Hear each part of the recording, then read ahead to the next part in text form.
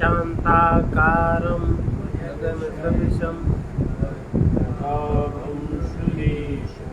विश्वाधारं गगनसदृशं दीर्घवर्णं शुभांगं लक्ष्मीकान्तं कमलनयनं योगविद्यानिगम्यं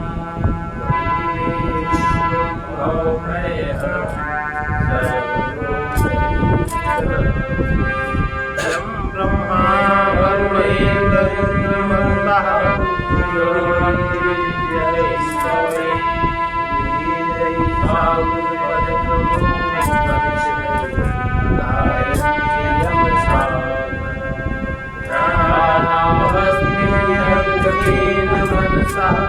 पश्यन्ति यमयोगिनो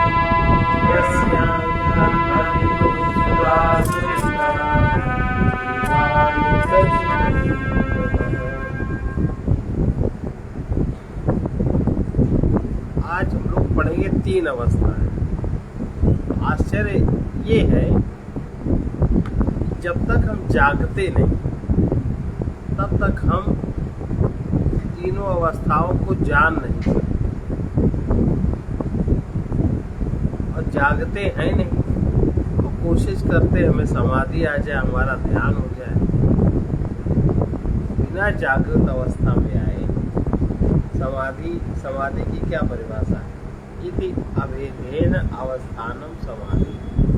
अभेद अवस्था, इन 3 का जो भेद है, इसमें जो अभेद अवस्था में जागृत उसको समाधि है। कारण क्या है? कारण ये कि हमारी जो तमोगुणी मूढ़ वृत्ति, रजोगुणी क्षिप्त विक्षिप्त वृत्ति जब तक एकाग्र और निरुद्ध में परिणत नहीं, सात्विक, जब तक इन दोनों वृत्तियों का उच्छेद नहीं हम कर सकते अपने नित्य नैमित्तिक कर्मों से, तब तक हमें ये चीजें फलित नहीं। देखो बहुत लोग हैं, कहाँ बहुत लोग अभ्यास करते हैं, पूरे रूप से सब चलाते हैं, लेकिन कहीं कुछ नहीं, और विकार और बढ़ते जाते हैं। तो 3 अवस्थाएं। अब तीनों अवस्थाओं को हम जानते हैं, कहाँ जान पाते? तीनों अवस्थाओं को जानने वाला है वो अभेद है, उसमें कोई भेद नहीं, वो अखंड है, मंडलाकार, व्याप्त है चराचर में। उस पद को जो देखता है, तत्पदम तस्मै श्री गुरुवे, उस पद को जो देखता है। अवस्थाएं 3 हैं, कौन कौन सी? अवस्था त्रयम् किम? जागृत स्वप्न सुषुप्ति अवस्था। 3 अवस्थाएं कौन सी? पहली जागृत अवस्था, दूसरी स्वप्न अवस्था और तीसरी सुषुप्ति अवस्था। हम सब अपने अनुभव से जानते हैं जागने और सोने की 2 अवस्थाएं। जागने पर हम बाह्य जगत का अनुभव करते हैं, हमारी इंद्रियां विषय जगत से संबंधित होती हैं, इंद्रियों का बहिर्भाग, और उसमें हम व्यवहार भी करते हैं। जब हम सो जाते हैं तो हमारा संबंध बाह्य जगत से इंद्रियों का टूट जाता है। वो इंद्रियों का जो अंतर्भाग है वो काम करता है मन के साथ। निद्रा की 2 अवस्थाएं हैं, एक स्वप्न रहित निद्रा अर्थात सुषुप्ति अवस्था, और दूसरी स्वप्न सहित निद्रा, जिसमें स्वप्न होते हैं। इस प्रकार 24 घंटे में हम इन्हीं 3 अवस्थाओं में विचरण करते हैं। इन 3 अवस्थाओं का संबंध हमारे 3 शरीरों से किस प्रकार है, उसको सुनो। जागृत अवस्था, जागृत अवस्था का संबंध स्थूल शरीर से किस प्रकार है? जागृत अवस्था का श्रोत्रादिज्ञानेन्द्रियैः शब्दादिविषयस्य ज्ञायते शब्दादिविषयस्य ज्ञायते इति यत् सा जाग्रदवस्था स्थूल शरीराभिमानी आत्मा विश्व उच्यते इति उच्यते। जागृत अवस्था क्या है? जिस अवस्था में स्रोत आदि ज्ञान इंद्रिया शब्द आदि विषयों को ग्रहण करते हैं उसे जागृत अवस्था है। हमारी पांचों ज्ञान इंद्रिया पांचों विषयों को ग्रहण करते हैं। इस समय आत्मा स्थूल शरीर अभिमानी होकर उसको विश्व कहा जाता है। आत्मा स्थूल शरीर का अभिमानी होता है, चौथे पाद में होता है, उसको उसका नाम उस समय विश्व कहा है। आत्मा अशरीर है, उसका कोई शरीर नहीं। अविद्या में इसका ज्ञान नहीं होता। अविद्या के कारण ये ज्ञान नहीं है कि आत्मा कोई शरीर नहीं।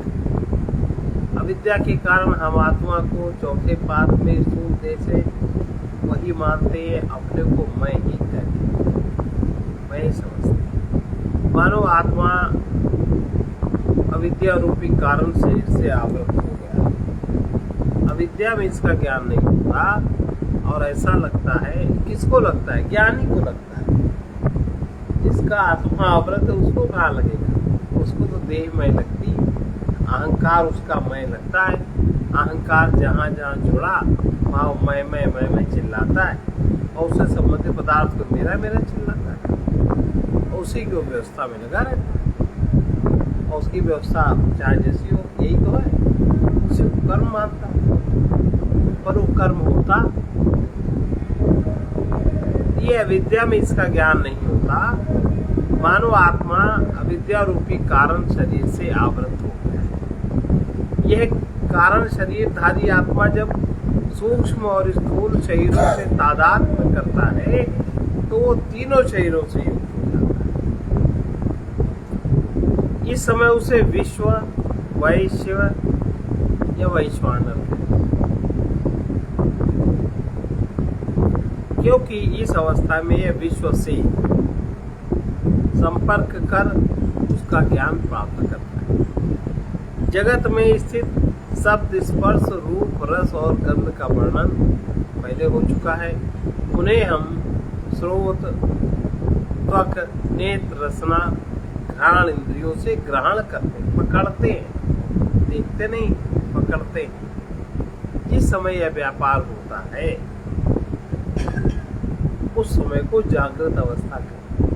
जिस समय इंद्रिय और विषयों का व्यापार होता है उसको कहते हैं जागृत अवस्था, क्योंकि सबसे आखिरी व्यापार ये है विषय जगत का। परमात्मा की सृष्टि में आखिरी व्यापार है, चौथा तर्क। इसको जागृत अवस्था कहते हैं। स्वप्न अवस्था क्या है? स्वप्नावस्था के चेत जागृत अवस्थायां यदृष्टं यत्श्रुतं तज्जनित वासनया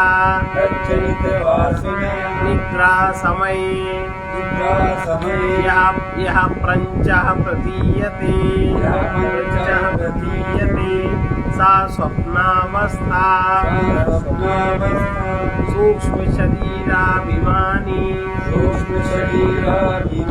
आत्मा तैजस इत्युच्यते।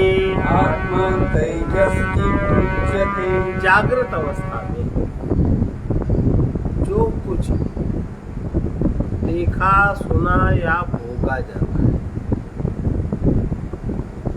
देखा, सुना और उसका उससे बनी वासना, उससे बनी वासना, जैसे देखा, सुना, भोगा और देखा अच्छा लगा, यही भोग। सुख दुख साक्षात्कारो भोगा, ना मिलने पर दुख, मिल जाने पर सुख।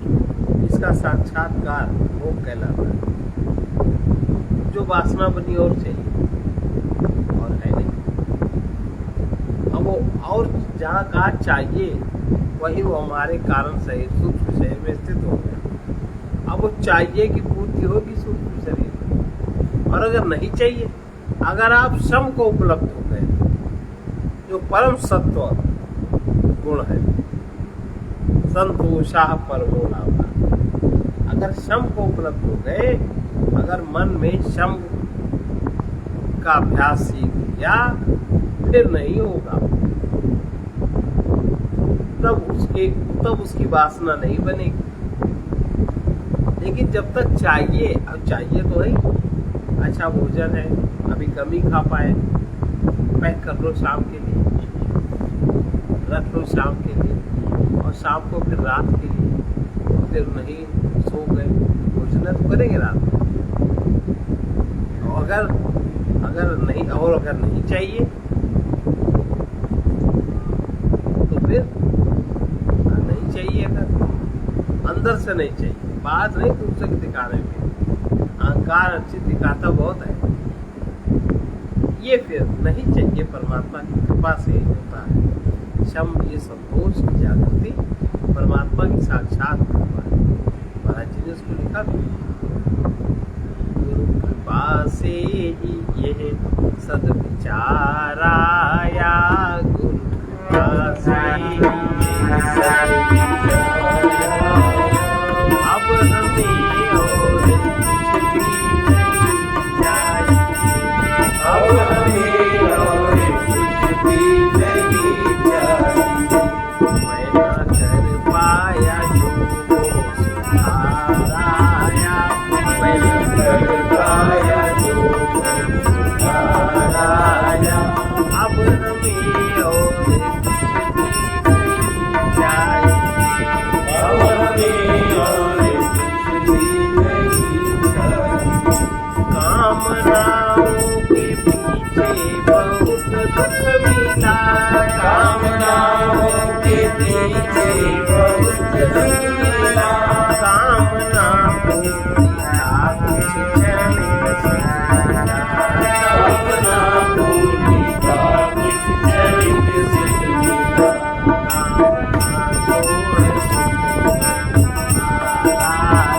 कामना छोड़ आया, कामना छोड़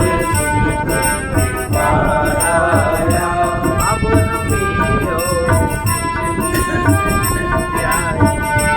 अब हमें और कुछ भी नहीं चाहिए। खोज में जिसकी अब तक भटकता रहा, खोज में जिसकी अब तक भटकता रहा, वो वही था जहाँ मैं अटकता रहा, वो वही था जहाँ मैं अटकता रहा। बात बुद्धन के आखिरी बार आया, बात बुद्धन के आखिरी बार आया। अब हमें और कुछ भी नहीं चाहिए, अब हमें और कुछ भी नहीं चाहिए। यहाँ आकर कोई रंग रहता नहीं, यहाँ आकर कोई रंग रहता नहीं।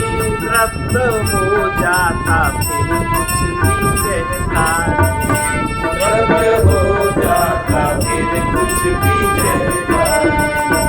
मेरे संग वही दरबार आया, मेरे संग वही दरबार आया। अब हमें और कुछ भी नहीं चाहिए, अब हमें और कुछ भी नहीं चाहिए।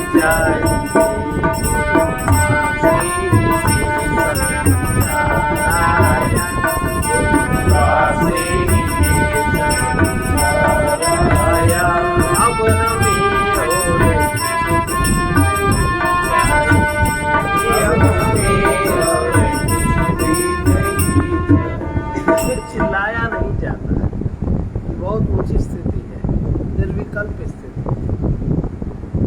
संतोषाः परमो लाभः।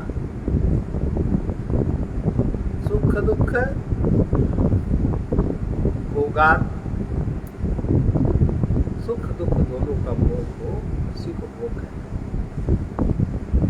तो सूक्ष्म शरीर जागृत अवस्था में हमने जो कुछ भी देखा सुना है, जिस काम ने देख लिया सुन लिया, बात खत्म।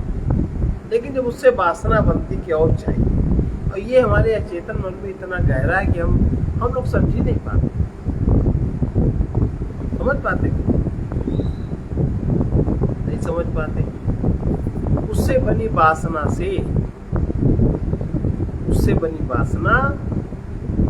से निद्रा के समय जो प्रपंच अनुभव में आता है। अब कह दो हम स्वप्न देखते हैं तो बहुत जड़ हो, सीधे तमोगुण में चले गए। उससे बनी वासना से निद्रा के समय जो प्रपंच अनुभव में आता है, उसे स्वप्नावस्था कहते हैं। सूक्ष्म शरीर अभिमानी आत्मा तेजस कहलाता है। ये निद्रा की एक अवस्था स्वप्न है। कभी कभी जागते में भी स्वप्न देखते रहते हैं, जागते रहते हैं स्वप्न देखते रहते हैं। और स्वप्न की रचना अपनी वासनाओं से,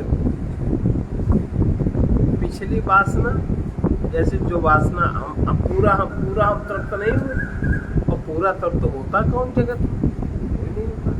वो तो उसका पुण्य है, जो उसको इतना पुण्य है कि वासना ही समाप्त हो जाती है। अब बताओ, यहाँ जितने बैठे हुए लोग हैं, कहीं 6 महल की वासना है कि मल्टी स्टोरी बनाए? नहीं। और जिसकी है उसका प्रयत्न पुरुषार्थ आप देखो, छल बल दल, इसकी नहीं। तो वासना की तृप्ति निद्रा की एक अवस्था स्वप्न है। स्वप्न की रचना अपनी वासनाओं से। वासनाएं कौन सी? जो पिछली देखा हुआ सुना हुआ भोगा, और देखा सुना भोगा तृप्त नहीं हुए, जहां लगा है और चाहिए, और जहां और चाहिए नहीं है, प्राप्त में संतोष, अप्राप्त की कामना का त्याग। ये साधु वृत्ति है, ये सन्यासियों की वृत्ति है, ब्राह्मणों की वृत्ति।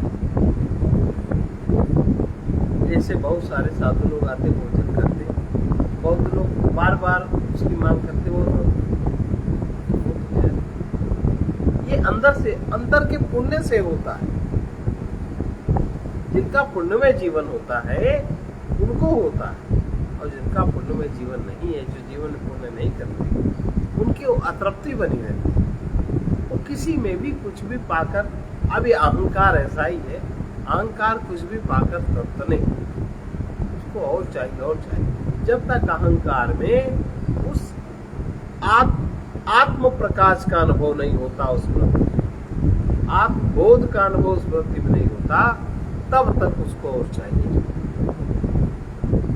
तो ये बनी वासना, पिछली वासना, और पिछली वासना के अनुसार फिर उस पुण्य के कर्म के अनुसार, हमारे कर्म के अनुसार जो वासना की पूर्ति हुई, उसमें भी जो असंतोष रहा। ये 2 तरह की वासनाएं बनी। तो पिछले जन्म की जो हमारे कारण शरीर में, जिनके कारण से हम उस स्थान तक पहुंचे, जिनके कारण पहुंचे, और फिर जब उसमें जो वर्तमान में उसकी वासना की पूर्ति हुई, और उसमें जब असंतोष रहा, अब 2 वासनाएं जुड़ गई। इससे बनी वासनाओं से स्वप्न की रचना अपनी वासनाओं से होती है। वे वासनाएं जागृत अवस्था से बनती है। जागृत अवस्था में ही अगर हम पिछली वासनाओं की पूर्ति न करें, तो जागृत अवस्था में वासना नहीं बनेगी। ये टेक्निक आती है, और ये टेक्निक तो भैया महात्माओं के, उनकी शरण में जाना पड़ के सीखना पड़ता है। और जो हम लोगों का ढंग है, उससे तो ये कभी नहीं आता। हम लोग का ढंग तो ऐसा है, तो जैसे कि कोई मुट्ठी खोल दे, ऊपर रखी छत्ते की भरभरा बने, वो उससे नहीं होता।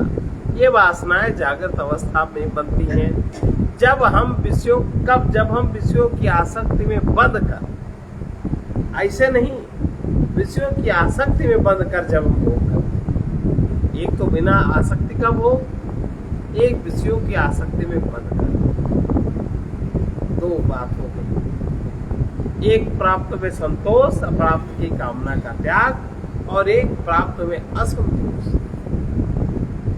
ये जो वासनाएं जब बनती हैं, जब हम विषयों की आसक्ति में बंध कर उनका भोग करते हैं, बंध कर जब हम भोग करते हैं, बंधन में है या ज्ञान में जब हम भोग करते हैं, एक ज्ञान में कोई भोग नहीं होता, ज्ञान में होता है योग, और अज्ञान में होता है भोग।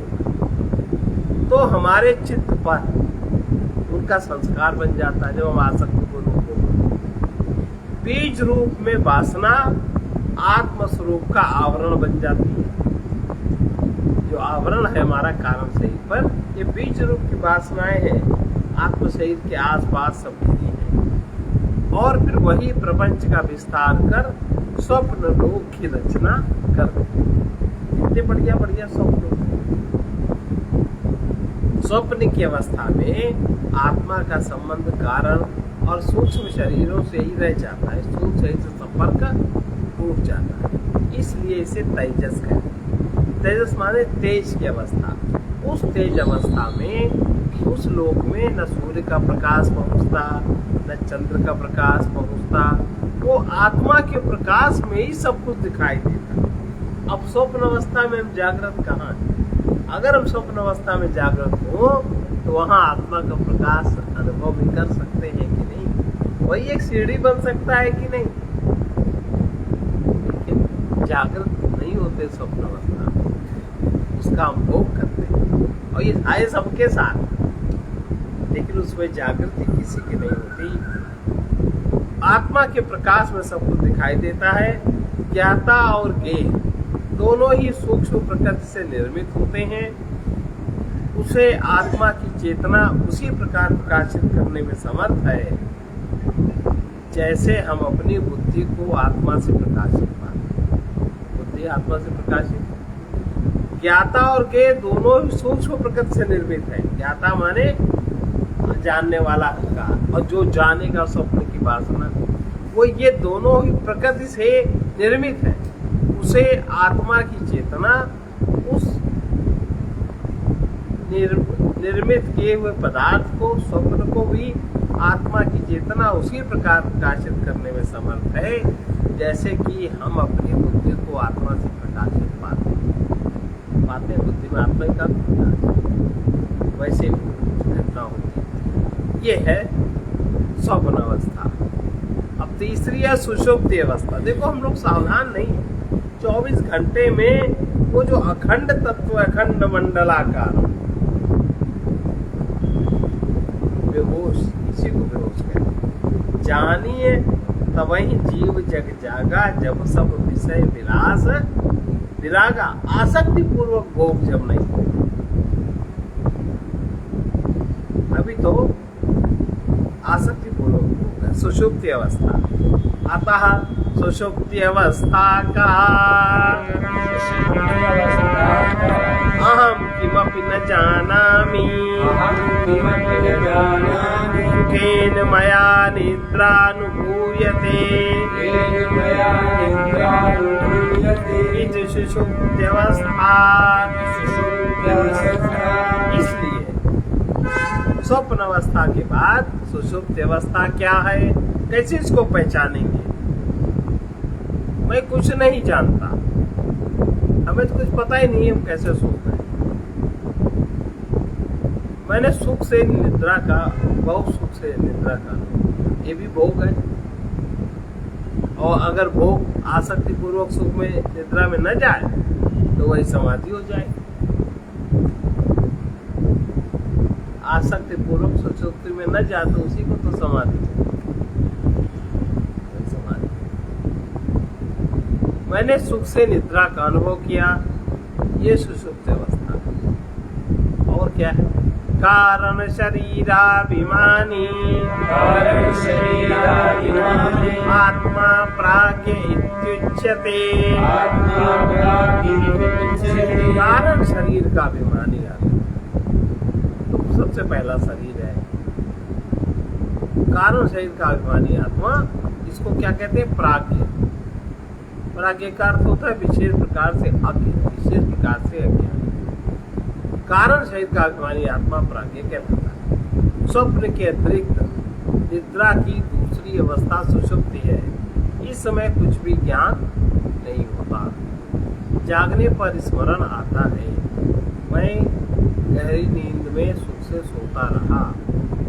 यही स्मृति उस अवस्था के अनुभव का प्रमाण बनती है। स्वप्न और जागृति का अनुभव उस समय नहीं रहता, न स्वप्न अवस्था का अनुभव रहता है, न जागृत अवस्था का अनुभव रहता है। उसका दुखद प्रभाव, जागृत अवस्था में जो सुख दुख अनुभव किए, स्वप्न अवस्था में जो अनुभव किया, उसका वो भी ज्ञात नहीं हो रहता। उस समय कुछ नहीं ज्ञात है, इसलिए वो सुख की अवस्था है। सुषुप्ति का सुख जागृत अवस्था और स्वप्न अवस्था के सुख की अपेक्षा उच्च स्तर का है। समाधि का सुख उससे भी उच्च स्तर का है। अब बिना पाप के क्षीण हुए समाधि कैसे हो जाए? ध्यान कैसे हो जाए? जब तक आवरण क्षीण नहीं होता तमोगुण वाला, रजोगुण वाला, तब तक कैसे हो जाए? तो जागते समय कोई व्यक्ति कितना ही धनी हो, कितना ही विषय सुखों से भरपूर हो, किंतु सुषुप्ति का सुख वो भी चाहता है। और इसलिए वो ऐसा बिस्तर, ऐसी जगह सोना पसंद करता है जहाँ किसी प्रकार की बाधा व्यवधान न पड़े। सुषुप्त अवस्था में आत्मा का तादात्म्य केवल एक शरीर से ही रहता है। अतः एक शरीर अविद्या या वासना से निर्मित होने के कारण आत्मा को आवृत कर देता है। अतः कारण शरीर का अभिमानी जीव न अपने आत्मस्वरूप को जानता है और न ही नाम रूपात्मक जगत को ही जानता है। दोनों प्रकार से प्रकर्ष अज्ञान होने के कारण, घना, दोनों प्रकार से प्रकर्ष अज्ञान होने के कारण इस अवस्था में जीव को प्राज्ञ कहते हैं। प्रकर्ष अज्ञानम इति प्राज्ञ कहते हैं। फिर भी इस अवस्था का अनुभव जीव को किसी प्रकार तो रहता ही है। तभी तो जागने पर वो उसका स्मरण करता है कि वाह। और शरीर भी अधिकतर सुषुप्त अवस्था में छूटता है। शरीर छूटने के जस्ट पहले आप सुषुप्त में चले जाए, पता नहीं चलता शरीर छूट, बात नहीं पता। धीरे धीरे आँख बंद होते होते आँख बंद हो जाती, सुषुप्त अवस्था में चले जाते। वरना शरीर कोई जीव छोड़ना कहाँ चाहता, कोमा में लटके रहते हैं। जो थोड़ा भी होश में रहता है कोमा में ही लटका है, कोमा में चला जाता है, पर शरीर नहीं छोड़ना चाहता। कोमा में कह दिन लटकते, महीनों लटकते, सालों लटकते। जितना जो प्रकर्ष ज्ञानी है उतना वो कोमा में लटकता रहता है। और इसलिए फिर भी इस अवस्था का अनुभव जीव को किसी प्रकार रहता है। तभी तो जागने पर उसका स्मरण करता है। यदि सुषुप्त में इतना अधिक अज्ञान हो गया हो कि उसका स्मरण ही न रहे तो हमें उस अवस्था की जानकारी नहीं हो सकती। इस तर्क के आधार पर कहा जा सकता है प्रायेण अज्ञा या प्रकर्षणेन अज्ञा होने के कारण उस समय जीव प्राज्ञ होता है, विशेष अज्ञान में होता है। जीव की इन तीनों अवस्थाओं के विवेचन से हम समझ सकते हैं कि आत्मा अशरीर, आत्मा का अपना कोई शरीर नहीं है। वो शरीर धारण कर, वो शरीर जब धारण करता है तब उसी को जीव कहते हैं। सबसे पहले वो अज्ञान अवस्था, अव्यक्त अवस्था, महत अवस्था, इस प्रकार से उसका क्रम आगे बढ़ता है। जीव सुषुप्त में अपने पराय को नहीं जानता, किंतु स्वप्न और जागृत में नानात्व का अनुभव करता है। शुद्ध आत्मा इन तीनों का प्रकाशक और इनसे असंग है, इसलिए वो साक्षी या दृष्टा कहलाता है। पंचकोश, ये तो हुआ तीन शरीर। अब तीन शरीरों पर आवरण किसका है? पंचकोश का। 5 प्रकार के कोष। जीव के 3 शरीर उसके आवरण है। सूक्ष्म शरीर एक होकर सूक्ष्म शरीर में 3 आवरण है। मनोमय कोश का आवरण, प्राणमय कोश का आवरण, विज्ञानमय कोश का आवरण, मनोमय कोश का आवरण। ये तीनों एक सूक्ष्म शरीर के आवरण। सूक्ष्म शरीर एक होकर भी 3 आवरणों का काम करता है, इसलिए कुल 5 आवरण होते हैं। जैसे कि तलवार के कोश, कोश माने म्यान के समान होने के कारण ये आवरण कोश कहलाते हैं। जैसे कोश के अंदर रहने पर तलवार नहीं दिखाई देती और आप उससे बाहर का कुछ काम भी नहीं कर सकते। कोश के अंदर जो तलवार है म्यान में, उससे आप कहाँ किसी को मार सकते? आप काम कर्म तो उसी से कर सकते जो आप तलवार आपकी निकल आए म्यान से। जब तलवार निकालना नहीं आता, मनोमय कोश से निकलना नहीं आता, विज्ञान में कोश से निकलना नहीं आता, तो आप उसका प्रयोग कैसे कर सकते? तो ये जो तलवार म्यान के समान होने के कारण आवरण कोश कहलाते हैं। जैसे कोश के अंदर रहने पर तलवार नहीं दिखाई देती, उसी प्रकार शरीर निर्मित 5 कोश के अंदर आत्मा भी भाषित नहीं होता। आत्मा को प्रत्यक्ष देखने के लिए 5 कोशों से पृथक कर उसे उसी प्रकार देखना चाहिए जैसे म्यान से निकली तलवार दिखाई दे। कोश अलग और आत्मा अलग। पंचकोशा के अन्नमयः प्राणमयः मनोमयः विज्ञानमयः आनंदमयश्चेति। 5 कोश कौन कौन है? अन्नमय कोश, प्राणमय कोश, मनोमय कोश, विज्ञानमय और आनंदमय कोश। ये 5 कोश हैं। अन्नमय कोश क्या है? अन्नमयः कहा अन्नरसेनैव भूत्वा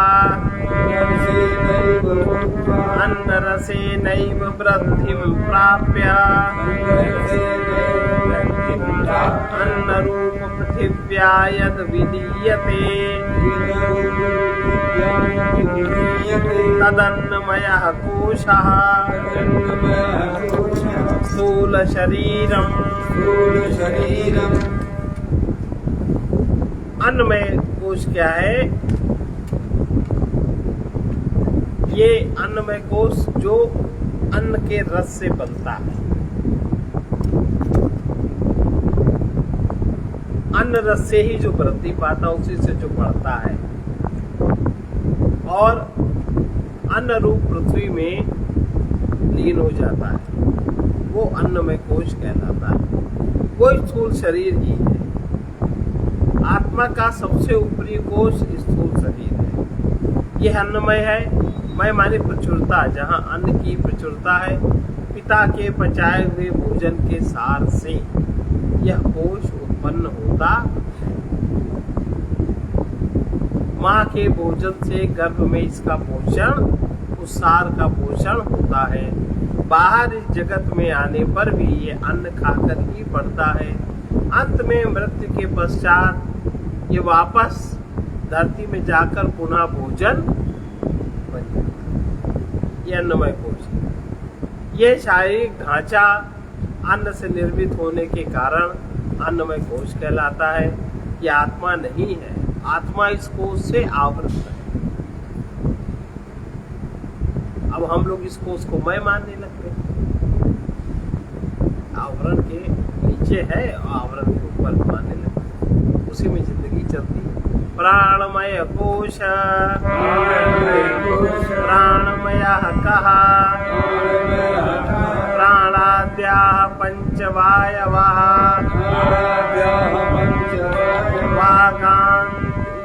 वागादीन्द्रिय पंचकम्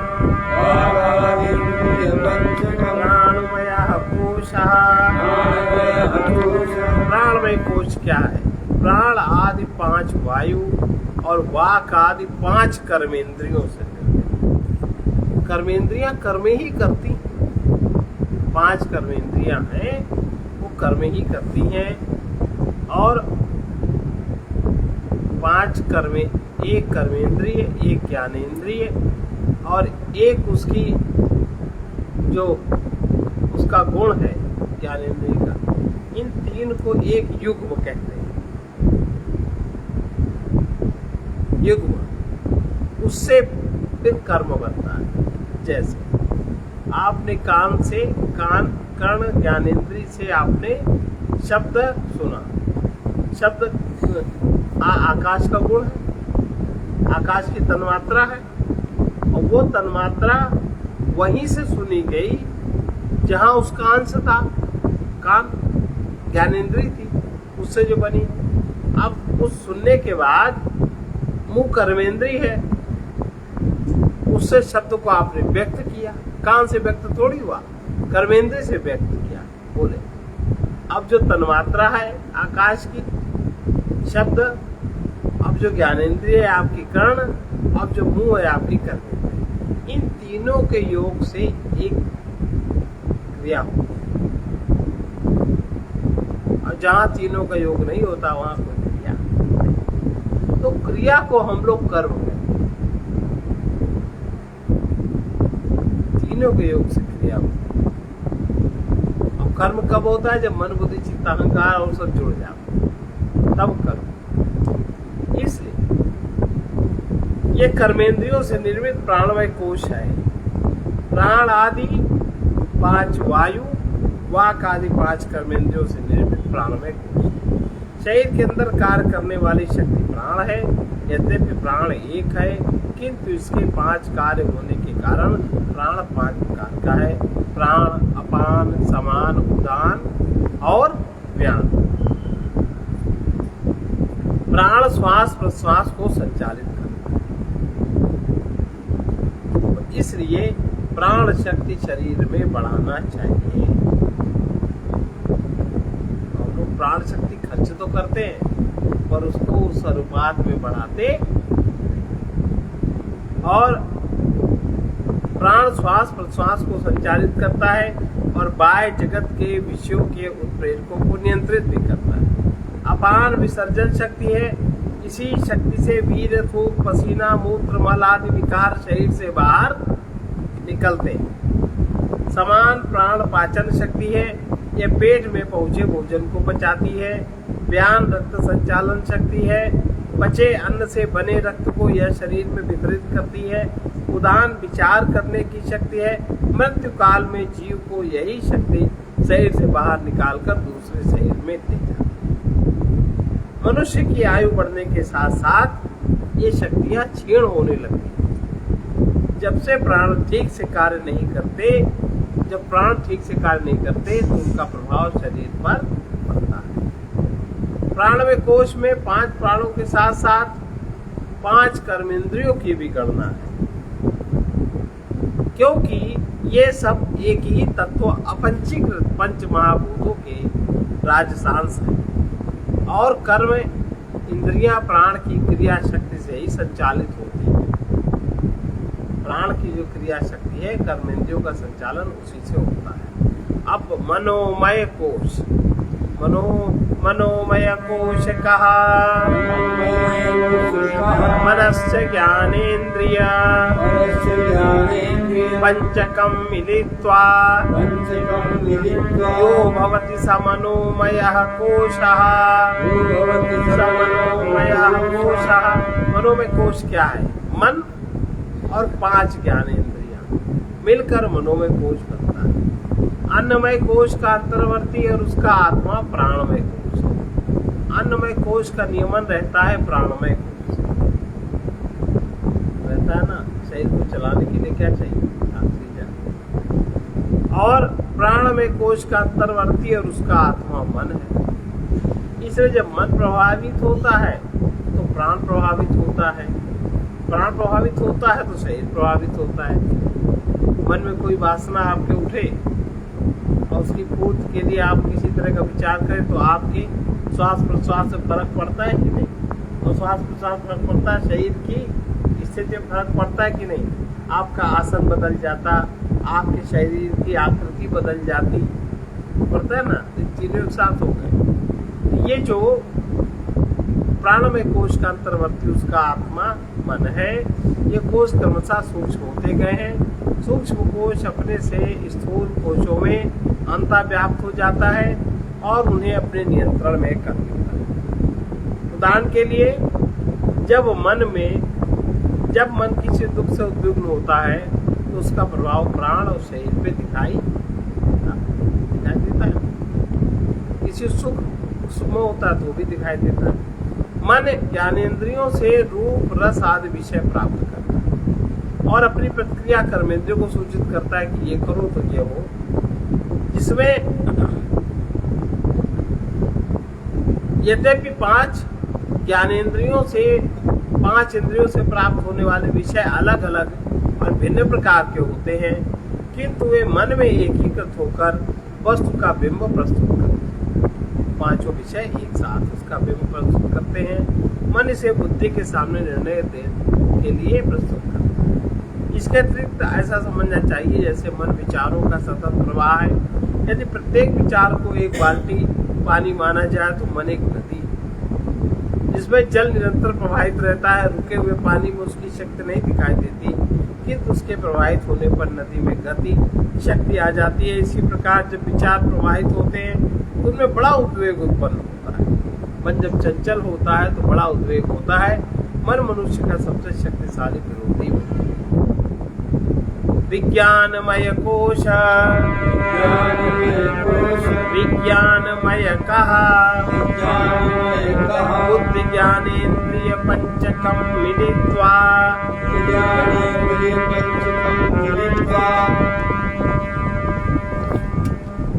यो भवति स विज्ञानमयः कोशः।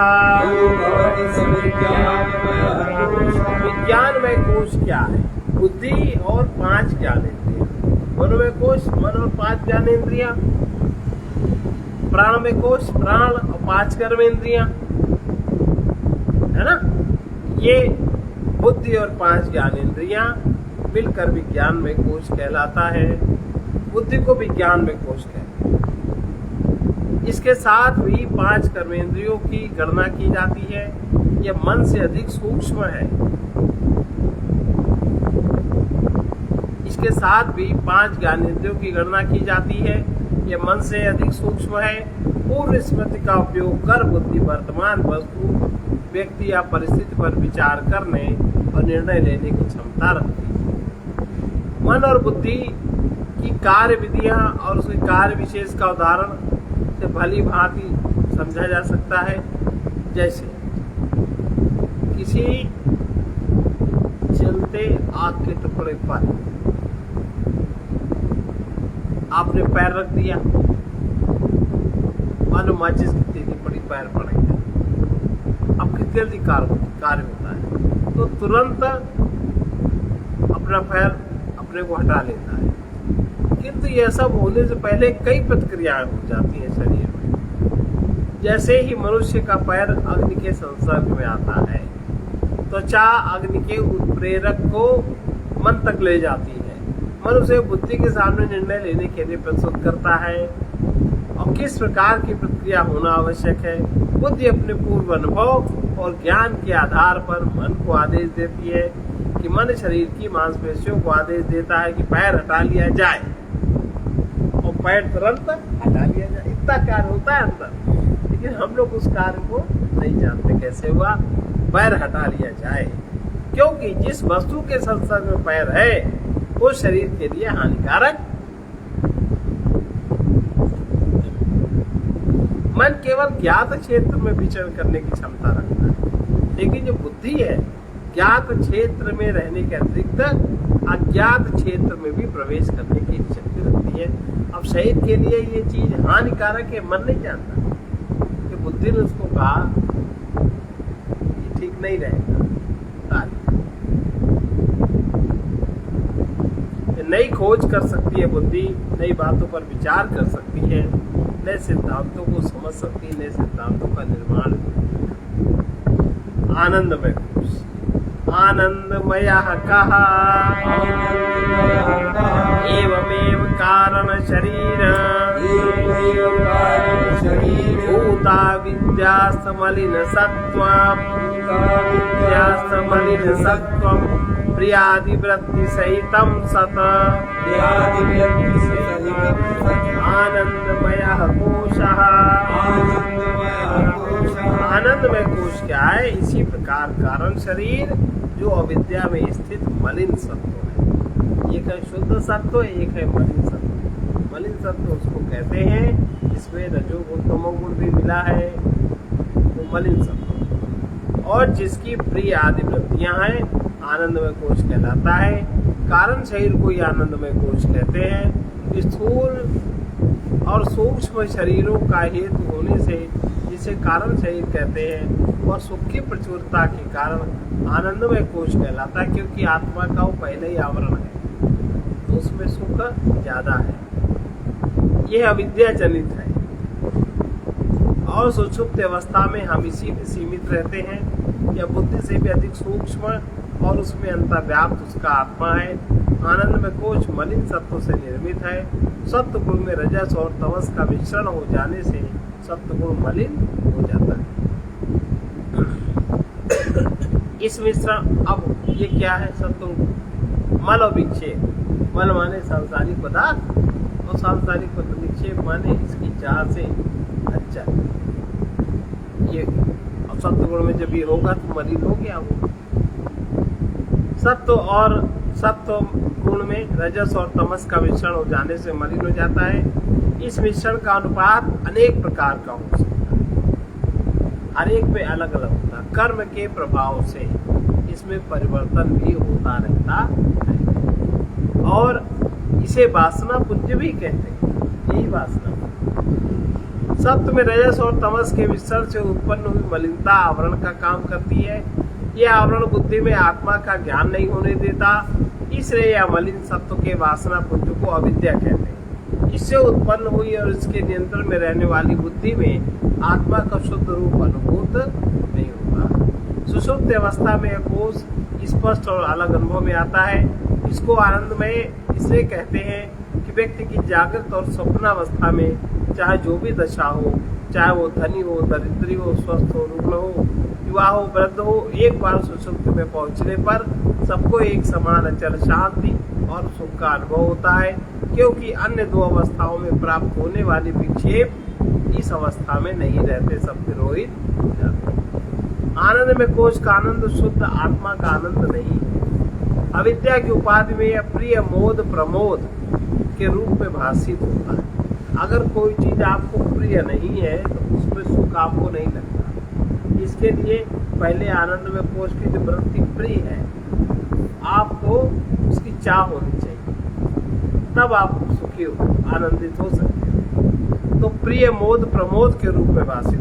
प्रिय है कोई चीज, हमें मिल गई, हम प्रसन्न हो गए, और जब उसको हमने उपयोग कर लिया तो और अच्छा लगा और सुखी हो गए। प्रिय मोद प्रमोद के रूप में भाषित होता है। ये सुख की तीन वृत्तियां हैं। अब अगर प्रिय मोद प्रमोद नहीं, आप कुछ अगर नहीं चाहते हो तो आनंद में पहुंच गया, अविद्या का वासना पुंज समाप्त। अब हमें और कुछ भी नहीं चाहिए। ये आनंद में कोश का पर्दा हटाने के लिए बहुत बारीक तत्व है। ये सुख की तीन वृत्तियां हैं। यहाँ ये स्पष्ट कर देना उचित है, लौकिक सुख वृत्ति जन्य है। जब इसमें वृत्ति उत्पन्न होगी तब आपको लौकिक सुख मिलेगा, शब्द स्पर्श रूप रस गंध का। और आत्मा का सुख निर्वृत्त है, वृत्ति रहित है, उसमें कोई वृत्ति तो बस है। ये फर्क है। प्रिय वृत्ति अप्राप्त वस्तु के स्मरण में सुख का अनुभव कराती है। उस वस्तु के प्राप्त होने पर जो सुख होता है उसे मोद वृत्ति कहते हैं। प्राप्त वस्तु का इंद्रिय भोग होने पर जो सुख होता है उसे प्रमोद वृत्ति कहते हैं। बुद्धि में उत्पन्न होने वाली ये वृत्तियां आनंदमय कोश। तो जितना भी सांसारिक सुख है इन्हीं तीन वृत्तियों के आधार पे होता है, और जो आत्मा का सुख है उसमें ये वृत्तियां काम नहीं करती, वो निर्वृत्त सुख। ये तत् कोश पंचकम। ये 5 कोश हैं, ये 5 कोश हैं जिनसे आत्मा आवृत होकर अज्ञात है। आत्मा पर पहला निकटतम आवरण आनंदमय कोश या कारण शरीर है। इससे तादात्म्य कर हम समझते हैं सच्चिदानंद आत्मा का हमें ज्ञान नहीं है, क्योंकि हमने केवल वृत्ति को ही जाना, निर्वृत्त अवस्था हमने जानी। इसीलिए सबसे पहले योगस चित्त वृत्ति, चित्त ही कारण शरीर। आत्मा पर पहला निकटतम आवरण आनंदमय कोश या कारण शरीर है। इससे तादात्म्य कर्म समझते हैं सच्चिदानंद आत्मा का हमें ज्ञान नहीं है। इससे अनुभव होने वाली प्रिय मोद और प्रमोद की वृत्तियों का सुख हमें आकर्षित किए रहता है, हमें लुभाए रहता है। आनंद में कोश पर दूसरा आवरण बुद्धि का है। इसे तादात्म्य करने पर हम समझते हैं ये ज्ञान हमें है और ये ज्ञान हमें नहीं। इस पर मन का आवरण पड़ने पर हम अपने को सुखी और दुखी, क्रोधी, लोभी आदि अनुभव करते हैं। उस पर पुनः प्राणमय कोश का आवरण होने पर हम अपने को भूखा प्यासा, चलता फिरता अनुभव करते हैं। और पुनः अन्नमय कोश उस पर अंतिम आवरण है। उसमें स्थित होकर हम अपने को मोटा पतला, दुबला, स्त्री पुरुष, ब्राह्मण, क्षत्रिय, शूद्र आदि समझते हैं। आत्मा के अज्ञान में ये सब त्रुटिपूर्ण अनुभव हमें रोज निरंतर होते रहते हैं। जैसे पत्तियों से आवरण हटाकर मूल से सीख निकाली जाती है, उसी प्रकार इन कोशों से परिच्छिन्न आत्मा का अनुसंधान करना चाहिए। पंचकोशातीत कैसे हो? पंचकोश के अतीत अनुभव क्या है? सुने। मदीयम शरीरम मदीयाः प्राणाः, मदीयम मनश्च मदीयाः बुद्धिः, मदीयम ज्ञानमिति स्वेनैव ज्ञायते, मदीयम ज्ञानमिति स्वेनैव ज्ञायते। तद्यथा मदीयत्वेन ज्ञातम् कटक कुंडल ग्रहादिकम् स्वस्माद् भिन्नम् तथा पंचकोशादिकम् स्वास्माद् भिन्नम् मदीयत्वेन ज्ञातमात्मा न भवति, मदीयत्वेन ज्ञातमात्मा न भवति।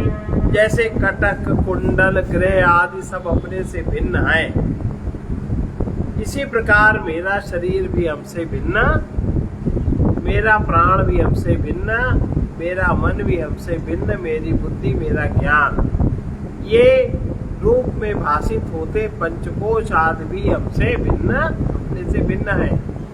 ये सब मेरे हैं, इसलिए मैं इनमें कोई नहीं हूँ। है तो मेरे, पर मैं इन पांचों में कोई भी नहीं हूँ, ऐसा समझना चाहिए। ज्ञाता और ज्ञेय में भेद है। घट का दृष्टा घट से भिन्न होता है, वो अपने को घट नहीं समझता। इसी प्रकार ये ग्रह मेरा है तो भी मैं स्वयं घर नहीं हूँ। ये कंकण, ये कुंडल मेरे हैं, ये पहने हुए वस्त्र मेरे हैं, किंतु मैं इनमें से कोई भी नहीं हूँ। इसी प्रकार यह शरीर, यह प्राण, यह मन मेरा है, किंतु मैं स्वयं शरीर, मन, प्राण आदि नहीं हूँ। पंचकोश या 3 शरीर और इनमें अनुभव होने वाले भूख, प्यास, राग, द्वेष आदि मैं नहीं हूँ। ये सब अनात्मा है और मैं आत्मा हूँ। सच्चिदानंद स्वरूपा सन आत्मा। अब इसके आगे का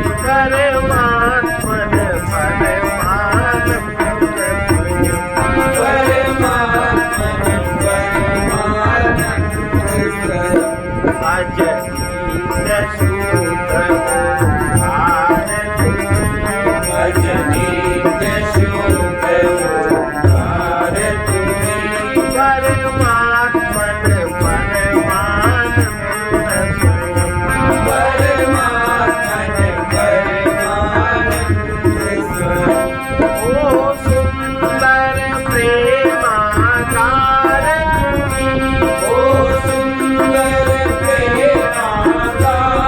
तुम्ही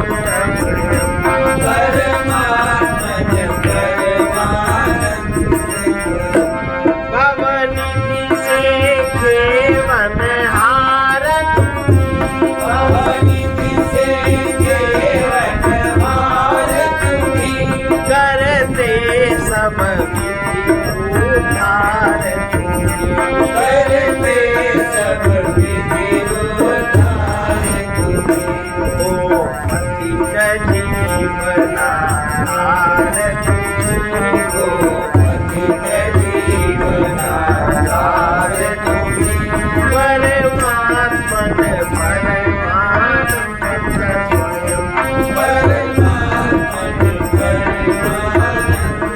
स्वयं प्रभु परमाधार प्रभु परमाधार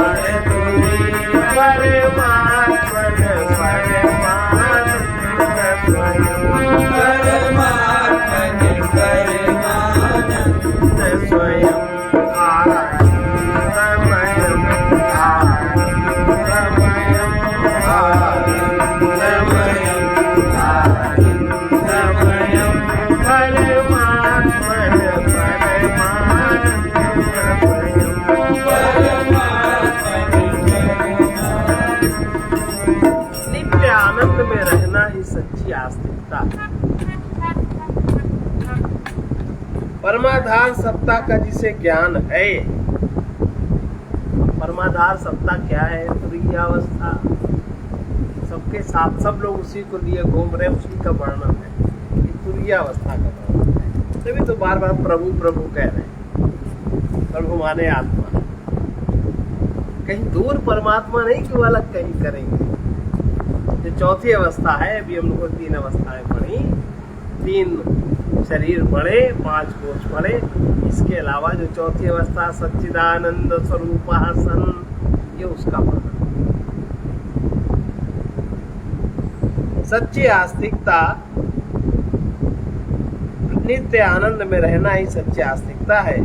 परमाधार सत्ता का जिसे ज्ञान है, परमाधार सत्ता माने आप अपने स्थान, वही आनंद में रह सकता। जिसको परमाधार सत्ता का ज्ञान नहीं है, वो आनंद में नहीं रह सकता। जो व्यक्ति परमात्मा का आश्रय लेकर परिवर्तनशील जगत के पदार्थों से विरक्त रहता है, वही आनंद में है। सर्वे भवन्तु सुखिनः, सर्वे सन्तु निरामयाः, सर्वे भद्राणि पश्यन्तु, मा कश्चित् दुःखभाग् भवेत्। कृष्णाय वासुदेवाय हरये परमात्मने प्रणतक्लेशनाशाय गोविन्दाय नमो नमः। उग्रवीर महाविष्णु ज्वलन्तं सर्वतोमुखं नृसिंहं भीषणं भद्रं मृत्युं नमाम्यहम् असतो मा सद्गमय